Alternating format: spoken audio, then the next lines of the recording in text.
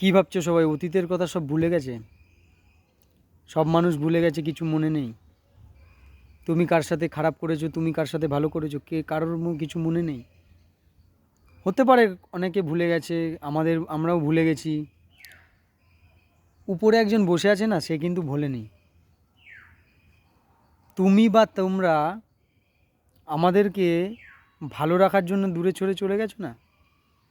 আমরা হয়তো ভাবতে পারি আমাদের এখন সেই ভালোটা আমরা ভালো মতো নিতে পারিনি, আমরা খুব পরিস্থিতি খারাপে আছি, কষ্ট পাচ্ছি।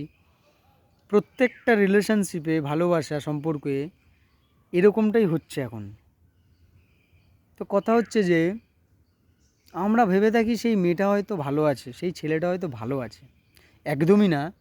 ভগবান সবার জন্য সেম পরিস্থিতি করে রেখে যায়। তুমি যাকে যেই পরিস্থিতিতে রেখেছো, তোমাকেও সেই ভগবান সেই পরিস্থিতিতেই রাখবে। তুমি যার জন্য খারাপ করেছো, তোমাকে ভগবান সেই তার 10 গুণ খারাপ তোমাকে দেবে। তো কথা বন্ধুরা একটাই, যে কেউ কারোর জন্য মন ভেঙো না। তারও জীবনের কিছু মন আয়নাও ভাঙা যাবে। আমরা হয়তো আয়নায় দাঁড়িয়ে নিজের মুখটা কাঁদতে দেখতে পারি যে আমাদের চেহারাটা কীরকম লাগছে। সে হয়তো ভালো থাকাটাও সে আয়নায় দিয়ে দেখতে পারবে না নিজের মুখটা।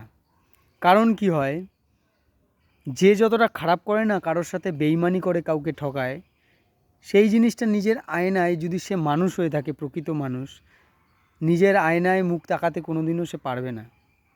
কেন, সেও জানে মন থেকে যে আমি কার সাথে ভুল করেছি, কার সাথে ঠিক করেছি।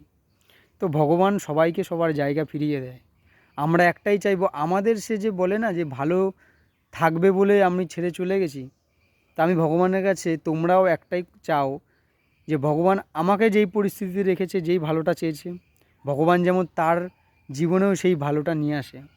সেম পরিস্থিতি যেটা আমাদের জীবনে সে করে রেখে গেছে। আমরা হয়তো আজকে খারাপ পরিস্থিতি, ভালো পরিস্থিতির মধ্যে আছি, হতেই পারে খারাপ ভালো, কিন্তু তার জীবনেও সেরকম পরিস্থিতি যাতে ভগবান নিয়ে আসে।